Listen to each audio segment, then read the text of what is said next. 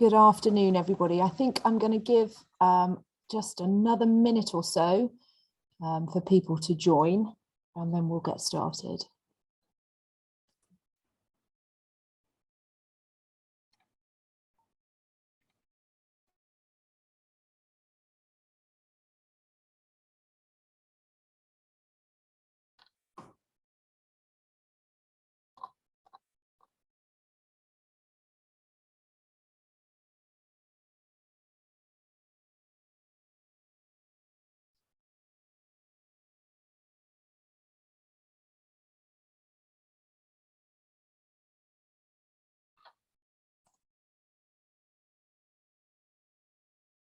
Okay, good afternoon, everybody, and thank you for joining us with this webinar on engaging our vulnerable learners with PSHRE. I am really excited to be joined by two co-hosts today. Lou, if you could flick the screen on, please. With me today, I've got Millie Bailey, SEND Lead and PSHE Lead at Sedgemoor Manor School, and Lindsey Hull, who's Head of Inclusion at Bridgwater College Academy. I'm Bex Hendry, and I introduce these webinars. I have to say, today I am going to introduce and then have to duck out. I apologise, but I need to go and take my cat to the vet for its final journey. So I need to do that sort of in the imminent future. So I will be ducking out. If you could just move on a screen, Louis. So I am going to hand you over firstly to Lindsey, who's going to talk to you about relationships and attachment building and how we can achieve that in the classroom. And then following on from that, Millie will speak to you about meeting the needs of our vulnerable learners. And then at the end, there'll be time for questions. Lindsey will also have information for you about our next webinar, which is on May the 2nd. So without further ado, I would like to pass over to Lindsey, and I really hope you enjoy this webinar. Thank you. Thank you, Bex. Lovely. So we spent quite a bit of time. Oh, we're going through everything there. Is that me clicking it, or is that you, Louis? Are we all right to go back to that to the very first slide, if that's possible? Lovely, thank you. That building a relationship with each student.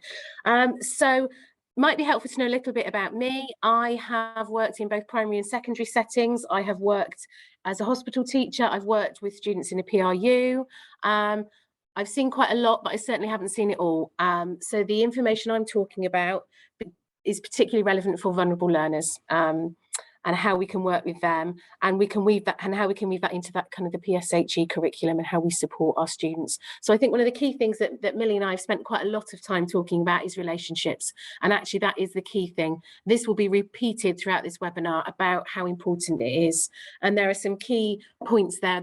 I'm assuming that these slides will be shared with everybody, but really a lot of our vulnerable students will have SEMH needs, whether they are secondary needs and there's a primary need initially, almost all of them will have some SEMH needs, potentially some attachment needs as well. Really important for them to have that relationship with the staff that they're working with. Also, if you look down there, having trusted adults, we cannot be trusted adults for every single child, but actually we can be trustworthy for them in the classroom. We can be kind, we can be fair, and they can recognise that we can be reliable for them when they are in that classroom setting with us. Also, there's that element of play and building attachments. That's whether we're looking and working in primary or secondary. How can we engage them? How can we reduce some of those stress levels? That might be that we're being playful in the tone that we take with them. It might be that some of the activities that we bring into those lessons are a bit more playful.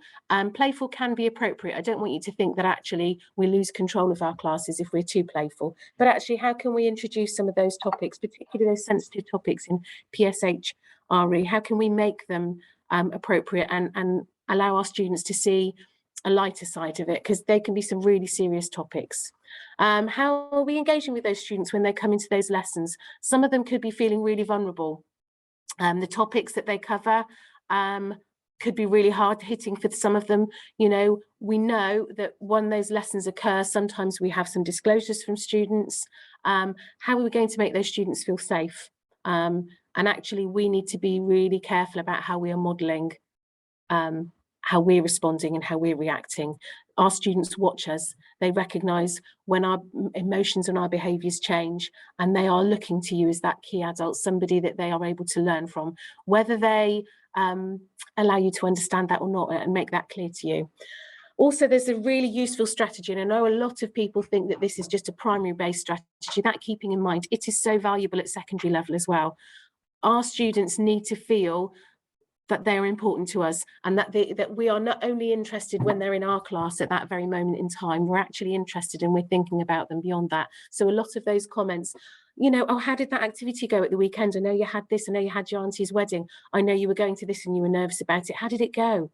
You know, how does that look for them? I remember you and you're still important to me and you mean something to me in an appropriate way is still really important. Louis, is it okay to move to that next slide? I'm really hopeful that our video works. This is quite a long video, but I think it's really, really important. You may not have come across Rita Pearson. She's brilliant. She's absolutely amazing, really funny. But I want you to think about this when you watch it. How are we making those students that we work with? How are we being a champion for those students? Is it all right to click play on that, please, Louis, when you're ready?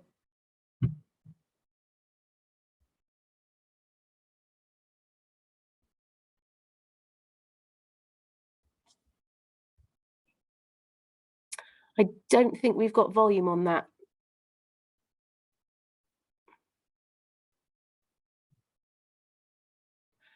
I'm not sure we do. It's okay if it's not, if we haven't got volume, we can skip that one and wait. I think,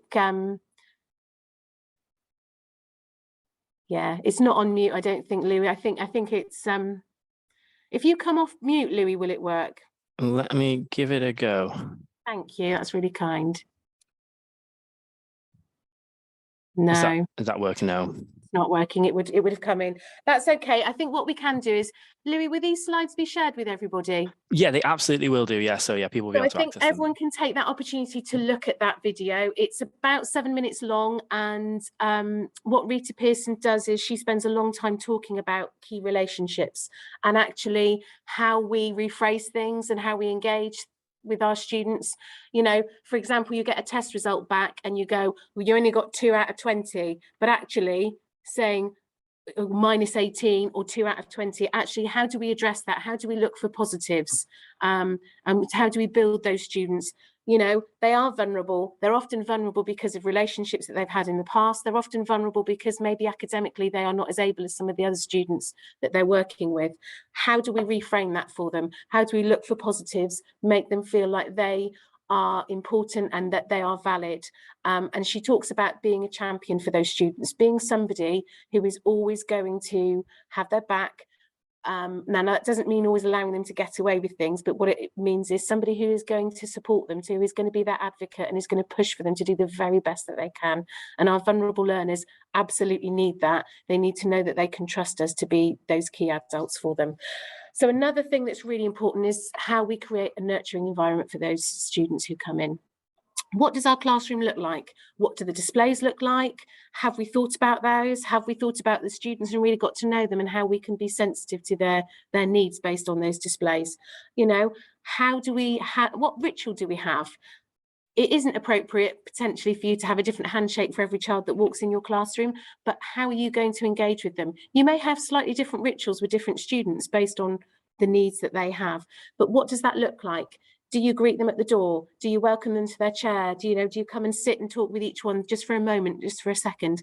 What does that look like for your classroom? It's really worth evaluating that, because those rituals and those routines make our students feel comfortable. They know what to expect. Every morning I stand in the corridor and I greet our students, and they laugh at me when they come by and they go, morning, and they kind of mock me. But actually, when I'm not there, they come and find me, where were you this morning? Those routines mean a lot to those students.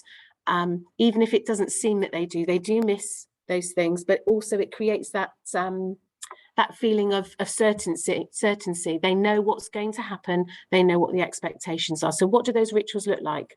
What do we have ready? And that can be for our secondary students. It's really important that we are ready and prepared for those students, because we don't always know what baggage or worries they're going to come in with. So if we're prepared and ready and confident in what we're delivering, we are then able to deal with some of those other things without those anxiety levels rising. So that's really important. Things that can be distracting. A lot of our vulnerable students are hypervigilant. They are looking around that classroom. They're looking at what's going on, who's in there. So remove whatever you can, you know, minimize that as much as possible. That will always happen. They will always be distracted by things. But if we reduce those opportunities for them, they're more likely to engage and to be less stressed, to be more settled in that classroom with you. So visual timetables, you know, visual prompts. It's different in a primary and a secondary setting, completely different. In the primary, it's quite easy to have those prompts. Secondary, not so much easier, but actually there are things we can do. You know, people work wonders with whiteboards and interactive whiteboards these days. So actually, oh, I can see Louis put a little message in for us and he's worked out how the video can work. What we might do is finish this slide and then pop back if that's okay, Louis. So what, you know, the visual timetable is also about that structure and that routine. And like we said, those vulnerable learners, if they've got attachment needs or SEMH needs, they like to know what's going on and what's happening next so they can be prepared for that. And actually, sometimes with some of those topics that we're going to be covering, the PSHRE, actually, how can we support them and make sure that they are able to access that lesson? Sometimes it might be appropriate to have smaller groups, to ask for some class support to come in to deal with some of those issues, to provide that additional support because we know it's going to be challenging. So what we're saying is don't avoid some of those challenging times, but plan and prepare for them. Some of those difficult tasks that we might have, actually, how can we make it a bit more playful and make it more suitable and appropriate for those students? Sometimes we have to deliver challenging things, but it's about how we dress it up and how we introduce that. If we've done something that is not too challenging before we place this challenging thing in place, then that's easier for those students to access. Provide choices. We don't want them to have too many choices, but actually, we do know from some of our students with attachment or some of those trauma needs, they are seeking that control. So let's provide that for them. Give them some choices, but allow us to be in control of those choices. You know, so that could be different choices of activity, especially when we may not know some of the underlying challenges that they have faced in their lives. We don't know all of that, and the subjects that we're talking with could be really sensitive. So actually giving them a choice, maybe reducing the anxiety for them and the likelihood of there being an escalation in those situations. How are we providing a safe space in our classroom? We cannot always provide a lovely room separate to where they can go to when they need to, but actually we can provide some safe spaces within that classroom. If you have students who you know will need that, it's about a conversation before things escalate, where might be suitable for them. And, you know, we generally know as a teacher quite quickly which students would be the most suitable ones. So find out about them, get to know them. Reinforcing those clear systems. Students want to understand. They need to know clearly what your expectations are in the classroom, outside the classroom, how you work as a teacher, but they want it to be clear. You know, they don't want to work it out for themselves. So let's be really clear about what you expect. So you can use those countdowns on the boards for different activities that you're expecting. There's some really creative ones that you can use and that you can download online, which are really, really good. Structure some of that free time, especially when we're dealing with some challenging subjects. Actually, how does that look? Sometimes allowing them time to get off subject or delve too deeply into subjects can be really challenging. So actually come up with a reasonable amount of time. You get to know those students, understand what is right for them. And another key thing that we find with our vulnerable students here is they want to have their work recognised in a suitable way.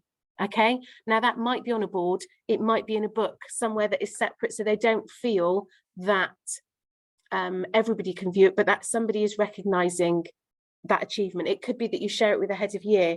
So it's about what's appropriate, but the better we know our students, the more likely we are to be able to meet that need appropriately. Louis, what we might do is leave that video for a minute, and if we've got time at the end, we might do it. I don't want Millie to miss out on any of her time, but we could always come back. Is that all right? So if we move on to the next slide, because I can see we're 1:15 already. Thank you. So establishing concept is a strong, kindness is a strong concept. It works really well in primary, and I know in secondary often we are uncomfortable with this. I think particularly in the lessons that we're talking about here, it's really important that we respect each other. We're talking about challenging subjects and topics. How do we view each other, and how do we allow each other to talk and express freely how we feel? Without a culture of kindness, that's really difficult because children become quite frightened. And actually, how do we reward that? You know, in primary school, there are lots of lovely things. We can read books, we can put messages on trees, all of those kinds of things, spotting people doing that. But actually, as a teacher, particularly in secondary and in primary, we are role models. It's about how we engage, and it's not just how we engage in a kind way in the classroom, it's how we do that outside of the classroom, because those students are watching us. They are able to see how we engage with our colleagues, with other students, with visitors, you know, and with the cleaners and anybody that they see around us. How do we engage with them? Are we pleasant? Are we kind? Are we warm? And are we friendly? Now, that doesn't mean discipline goes out the window. It's about how we do it. We can discipline in a kind way, okay?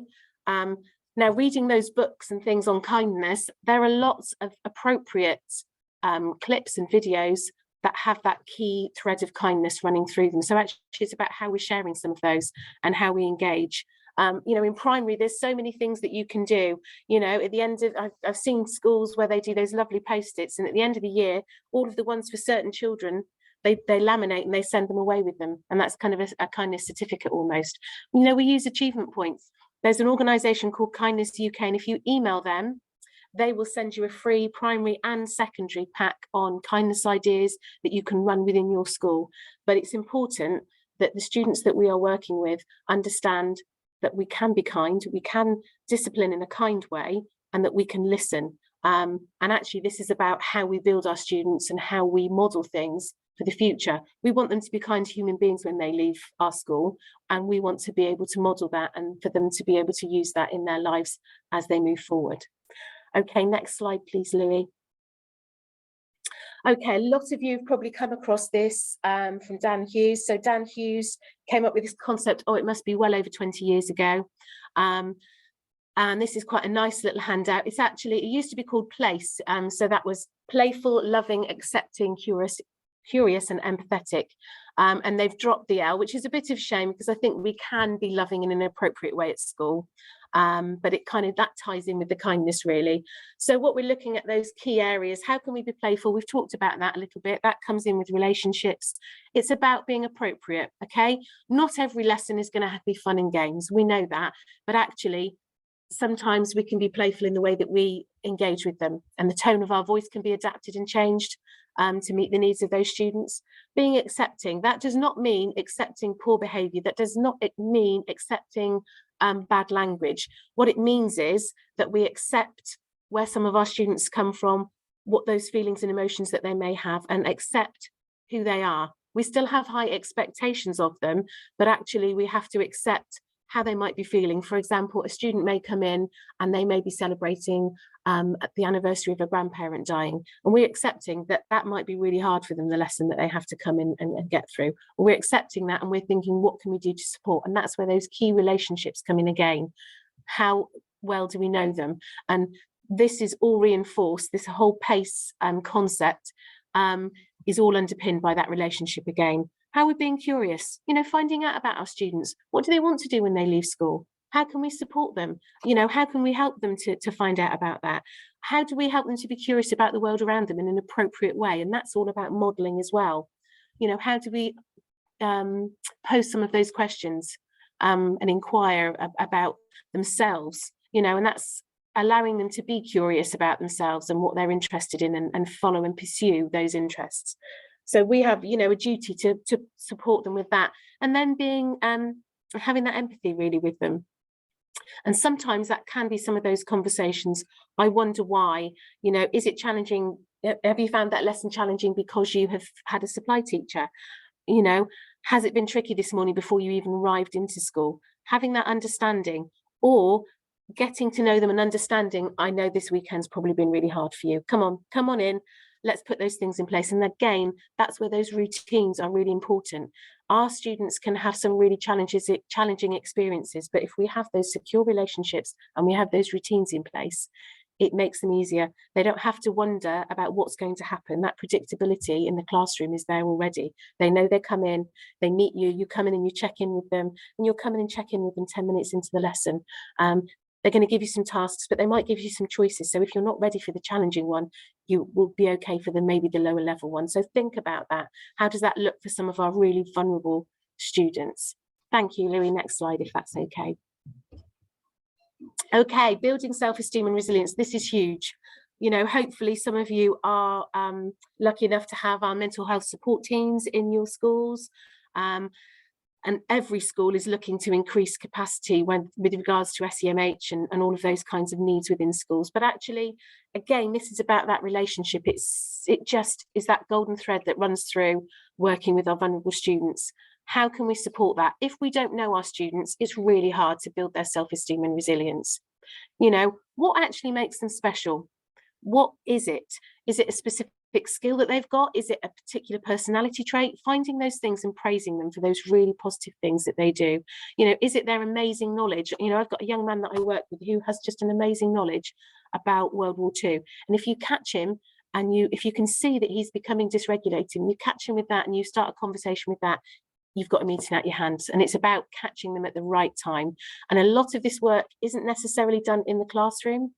It's done in and around, sometimes in those social times, but the effort is absolutely worth it.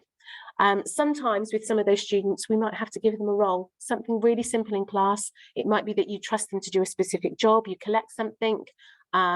It might be that that's part of the ritual and routine that they have coming into that classroom. They have a very specific role to do. They might do your jobs back and forth. They might hand things out, but actually making them feel like they have a pivotal part in that lesson and that they are vital to it is really important.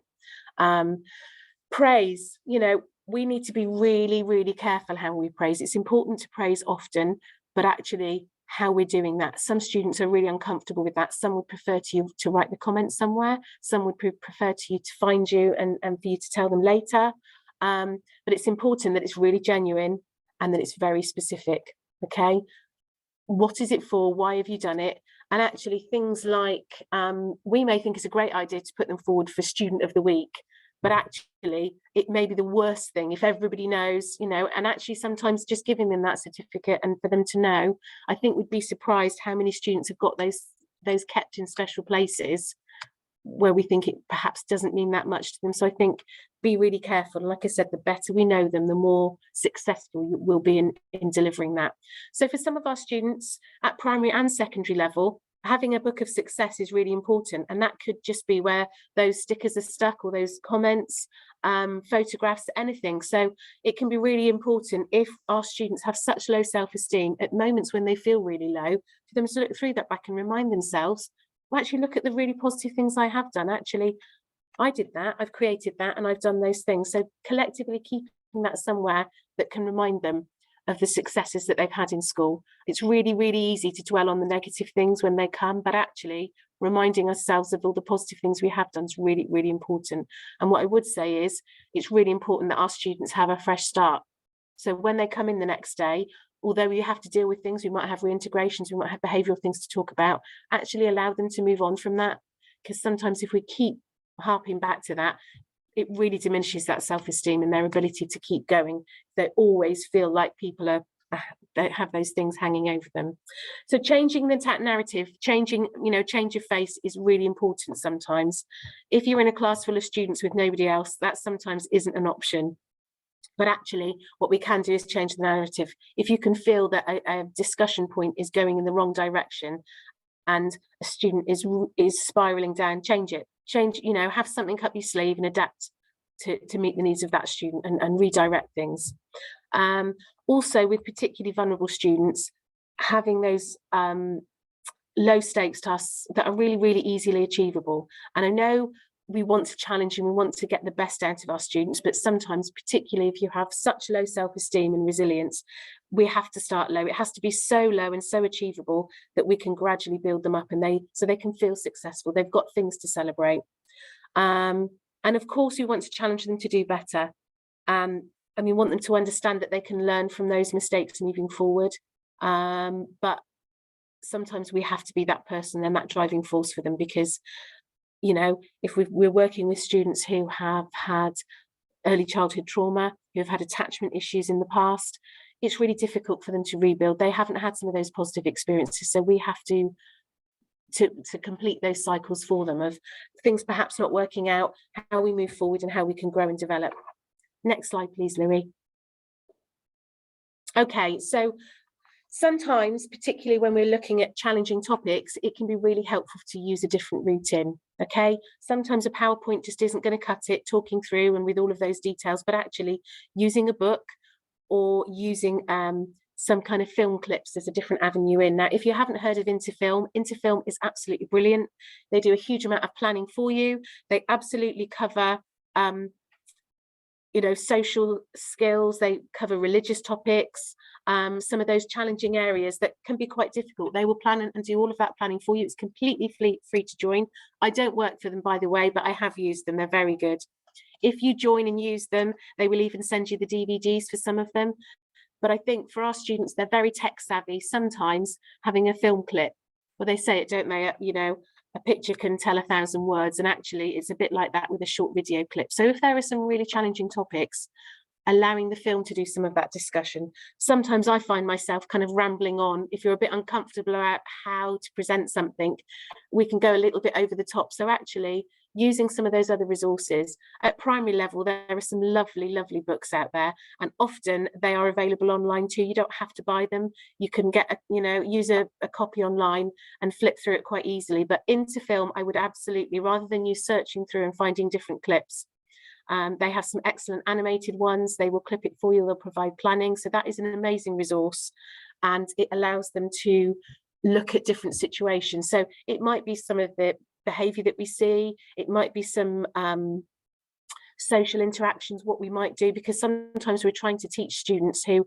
struggle with these very issues themselves, but they can't see it in themselves. But of course, if you show it from a different perspective, with a different group of students, that can be quite helpful. Next slide, please, Louis, if that's okay. Okay, and that big one, changing tact.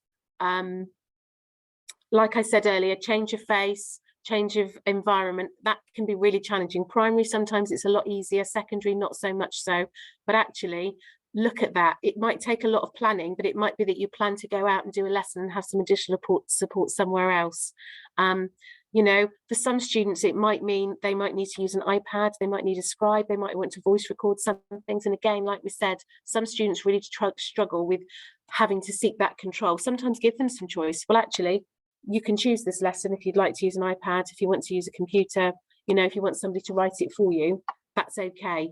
For some students, giving them different options, but I think it's important to choose those battles.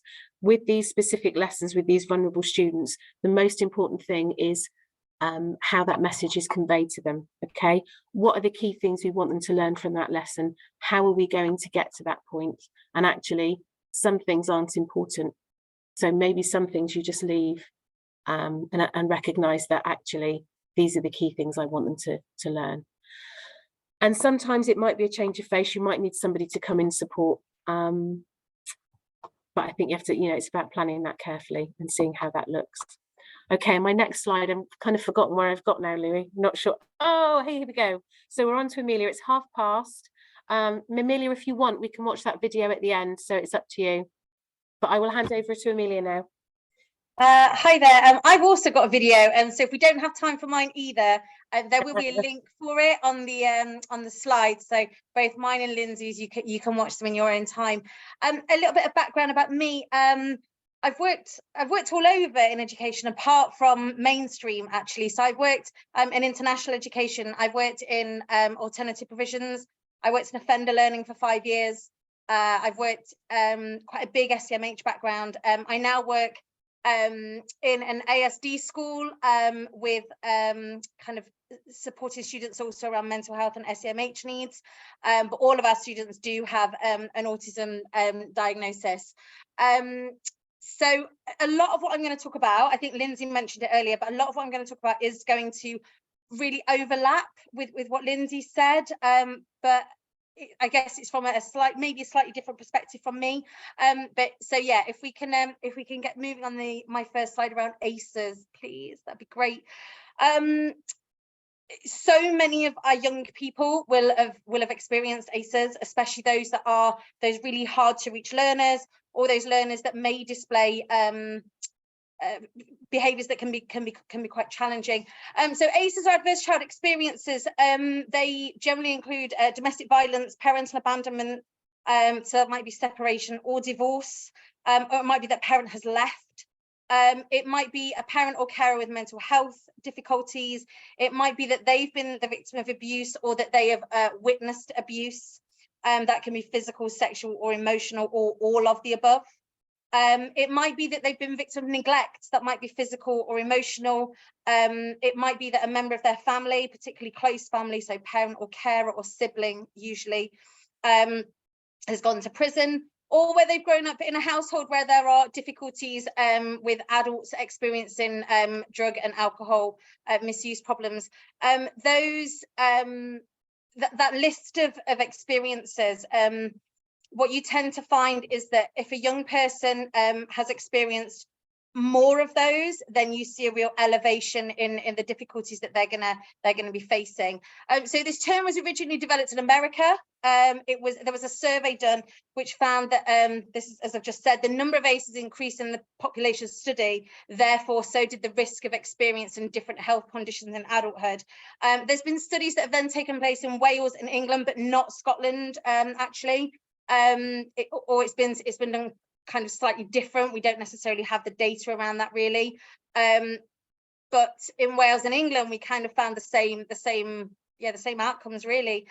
So they're very common. That original US study found that 2/3 of participants experienced at least one adverse child experience, and more than 1 in 5 of them had experienced at least three adverse child experiences. And I think we often find that if we've got a young person whose parent or carer has gone to prison, then often there is a link to abuse. There's probably a link to mental health. There may be a link to experiencing or witnessing domestic violence. So often those things will interlink with each other. So I think it's really clear to see how a young person can have experienced multiple of those. So while we don't have a Scottish Age survey, it's been proposed really that actually the information is probably going to be quite similar. So in Wales, there was almost 50% of those young people experienced at least one ACE, and 14% of that population from the survey had experienced 4 or more. With the English survey, almost 50% similarly had experienced 1 ACE, and 8% was 4 or more. And the research has very much found that relationship with trusted adults in childhood can really mitigate those impacts of ACEs as young people get older. Having worked in offender learning for 5 years, I have worked with I worked with men, so I worked in men's prisons. And it's really interesting to see the amount of people that are in prison that have experienced, for some of them, all of those ACEs in their growing up, and where it can lead to. So for that kind of impact can really relate to attachment, which is what Lindsey was bringing up. So it's really difficult for young people that have experienced ACEs to form healthy attachments. There's big difficulties often around trust. They can really develop kind of as they grow into teenage years, and as they grow into young adulthood and then older adulthood, they can find it very difficult to form healthy relationships and trusting relationships. As young people engage in education, there can be a real difficulty in really managing their emotions, which in PSHE is something, because we're often working with quite challenging subjects, that managing of emotions can be a really hard thing to deal with. And because there's so many of those things that do get brought up in PSHE, especially kind of around the healthy living aspects of things and relationships, particularly around the RSE aspect of things, it can be such a delicate subject.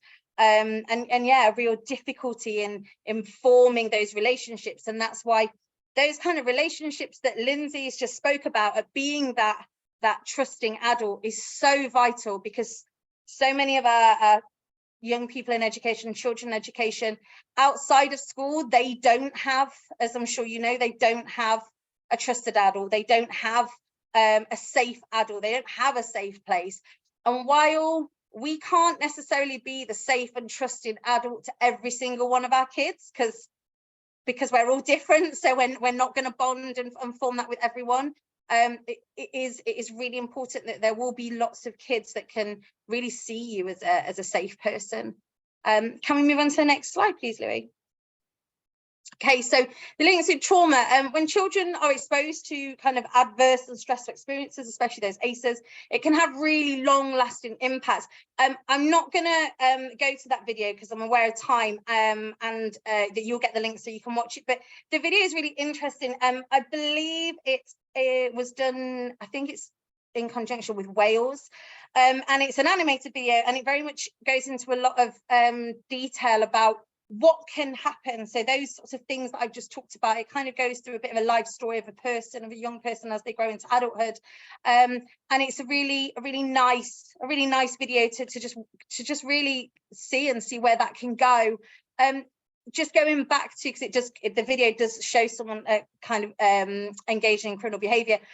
Just going back to having worked in offender learning, one of the things that comes up so often in offender learning, particularly from a male perspective, is that they feel that education let them down, because what those people often are, by the time they've got to prison, they've not really engaged in education.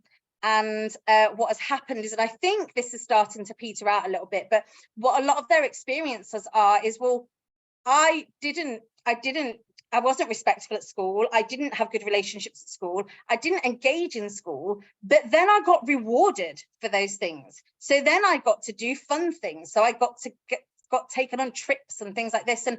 And then they feel such a frustration that they feel like they were let down, and that an easy route out was to just kind of give them what it seemed like they wanted.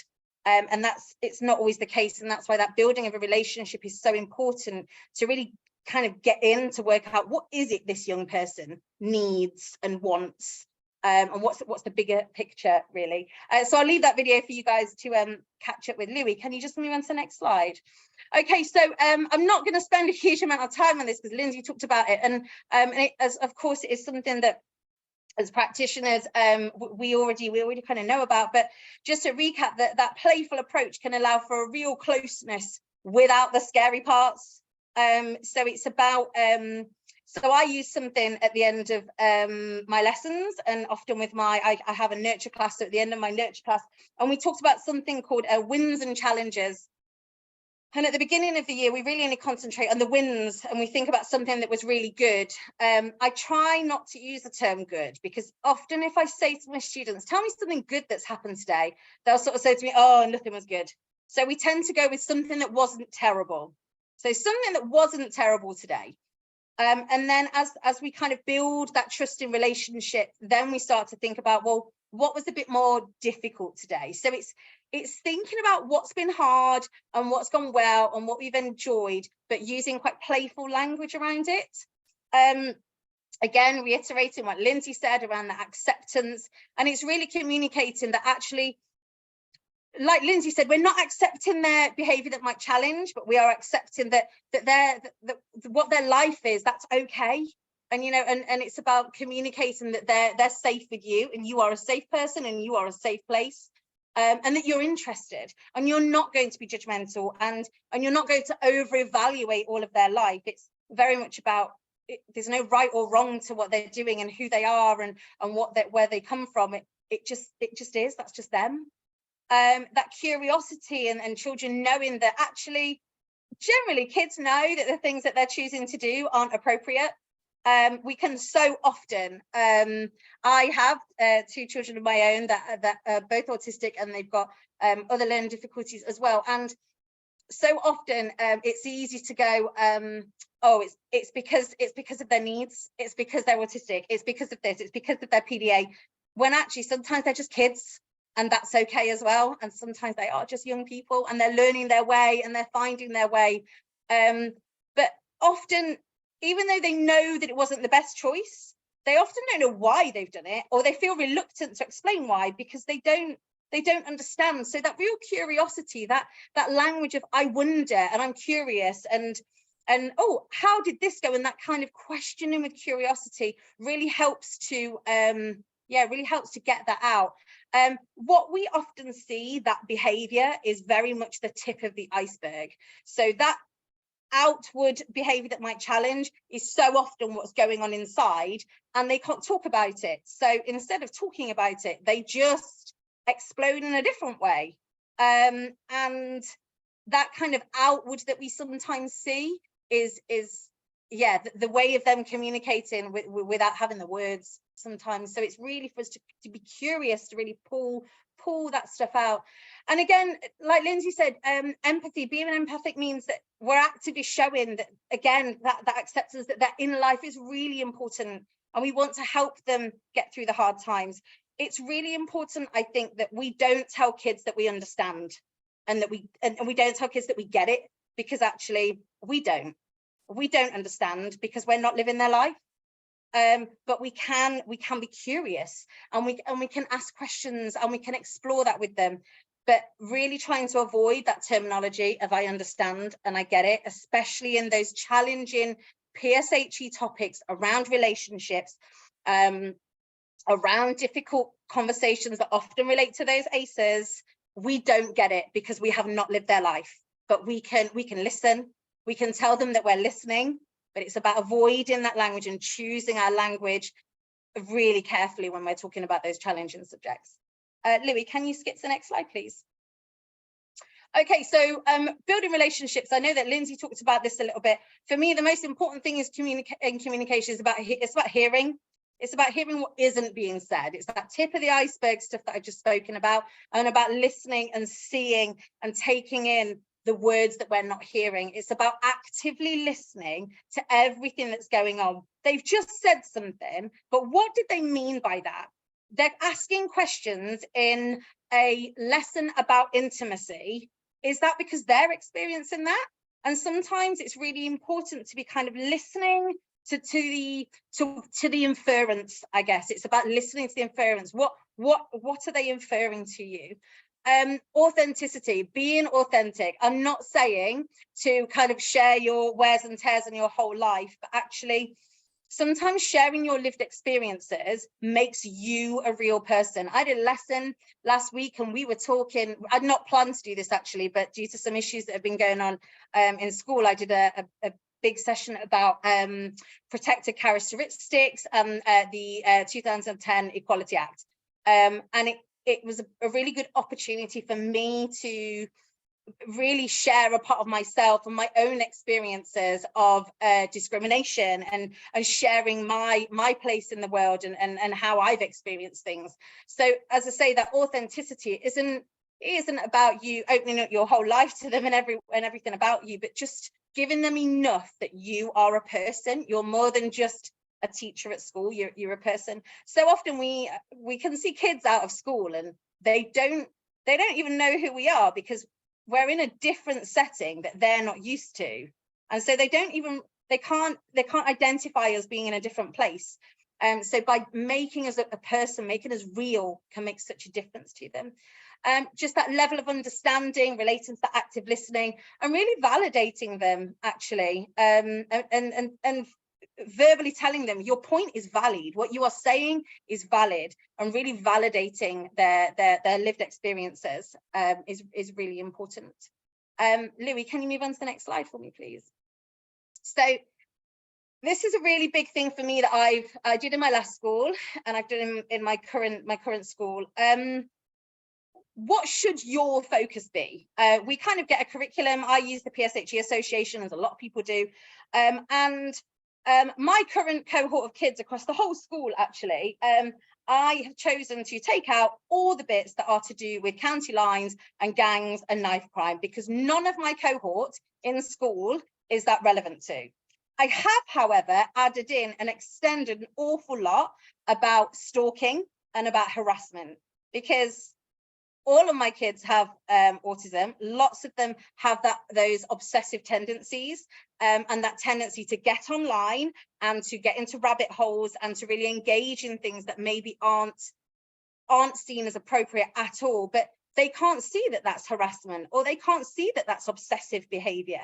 So it's about so often pulling out what's relevant and what's not. And as long as you can justify why you are doing and why you are not doing certain things, then really have a look at what your curriculum is. I'm aware that we have a national curriculum in PSHE and RSE that is to be covered, but it's very much about who are your cohort. My kids in my last school, where I had a very, you know, I was at an SEMH provision, my main focus was county lines, was gangs, was knife crime, was kind of drugs in the community, was your place in the community. Whereas my kids now, a lot of them don't leave the house. So it's a very different cohort of building social skills, of learning how to be a friend, because so many of our kids actually, they don't know what a friend looks like. I had a girl say to me at school the other day, but no one's ever showed me how to be a friend. No one's ever told me what a friend is. We were talking about relationships, and we were talking about someone who is a good friend and someone we find hard. And she said to me, well, this person's my best friend.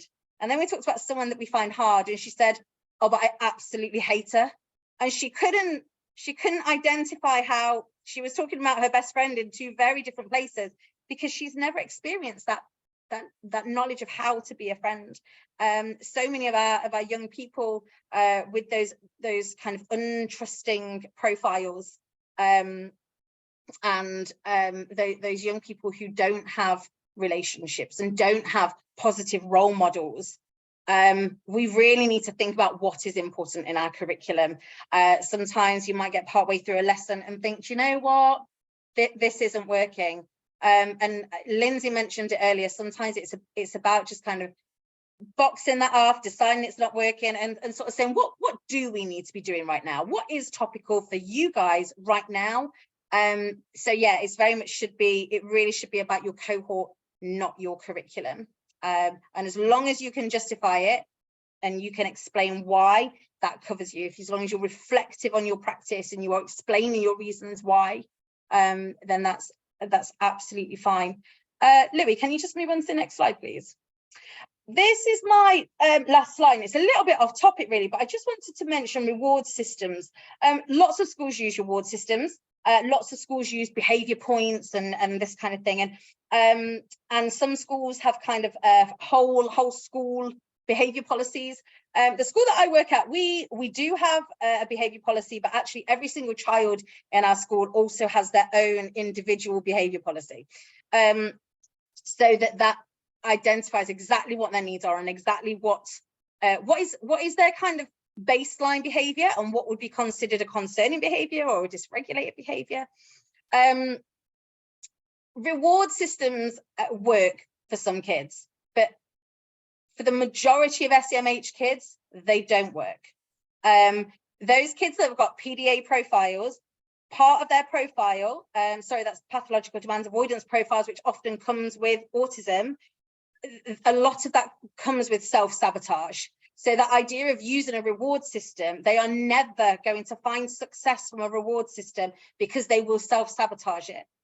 That often goes with relationships as well. So they will sabotage relationships, and it's almost like you've got to prove to them that you will keep coming back, to them over and over again. And often what happens when a person stops coming back, all they've done for that young person is prove to them that they were right. When that person stops coming back, they've proved that to that young person that actually, yeah, people do just leave me. And with reward systems, it's similar, that when they can't make it work, they don't feel like they're being successful, a reward system and the impact that will have is often, oh, I know that I'm never going to be successful. I knew that I was going to fail anyway. So just a little bit of food for thought to leave with you around reward systems, as to whether they are inclusive really, and whether they are inclusive for all of your learners, especially those hard to reach learners. As I say, my video is on there. I think we're probably done on time really, but please do watch both mine and Lindsey's videos because I think they'll be really, really insightful for you. Okay, thank you so much. I've popped a few useful links on there as well. A link around the overview of adverse child experiences. It is a Scottish link. There's some cards that are called blob cards. They're really, really, really fantastic. I think people might have used them before. There's lots of different ones. They're these funny little, I've not brought mine home with me and I meant to. They're kind of these funny little blobs that don't really tell you any information about what's going on. But it's for that young person to kind of maybe we'll talk about how we're feeling today. So I've got kids that I can't even use the word feeling with. So we'll just spread the cards out and we'll say, oh, choose a card. Which one of these cards looks like you today? And then we can really explore what's going on with those.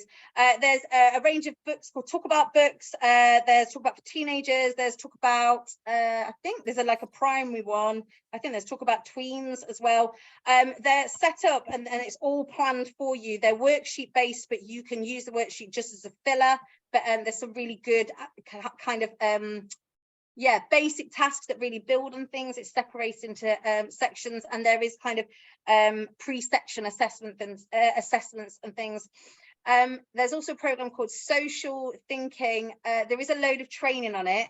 The training is quite hard to get through. It's I think it's American, if I remember right. It's quite a slog to get through, but the concept of it is really interesting to do some research on. And the last thing I put in there is a man called Hezron Brown, who is an absolutely amazing advocate for young people who have experienced ACEs. He actually won a Prince's Trust Award several years ago. He went to prison. He had a lot of he nearly went to prison. He had a lot of difficulties and has really turned his life around. And he does some amazing work with schools and in schools. And he does do school visits and things. One of your best resources is guest speakers. If you can get guest speakers in, they will bridge a gap that for some of us sometimes is really hard to get through. It's again about that lived experience. Some of us of course have experienced ACEs, but actually it's kind of going back to avoiding that language of I get it. But if we can find someone who has experienced that and whose life has seen some of that, they can really share that experience. It's a real shared experience for those young people as well. He's a particularly good one, Hezron Brown, but there are loads out there and some really great people to get in. Thank you. So I don't know, Lou, if we've got any questions. I think I'll just read through when the next session is, and if people have got questions, they can put it in the chat or potentially unmute if they can on this one. So the next session, as you can see, is on the 2nd of May, and it's addressing sexualised behaviour through the PSHRE. Same time, 4 till 5. And I know that the guest speakers are going to be John Rees and Gemma Aitchison. Now, Gemma Aitchison has set up a charity called Yes Matters, and that she'll be talking about that and what support can be put in place for people moving forward. So I don't know if we've got any questions, if there's anything anybody would like to ask. Oh, and yes, thank you, Louis. Louis put the link in for the next session that's running on May the 2nd. So Louis, can you see anything in that chat that we've got in there? No, it was just about the videos. Doesn't look like it, no. No, that's fine. So just to remind people to go back, watch those videos when the slides are sent out to you. And I'm sure if you had any questions, you could send them back to Millie and I, and we'd be happy to answer those for you. So I think everyone's probably like, it's nearly 5 o'clock, we're ready to go home. So I think that's us done. Louis, is there anything that we need to do from here on in? No, that's all good, folks. Thanks so much. And no, yeah. not at all. Thank you for sorting things for us. And everybody else, you are free to go unless you want to stay on and ask us a question, of course. Thank you for bearing with us.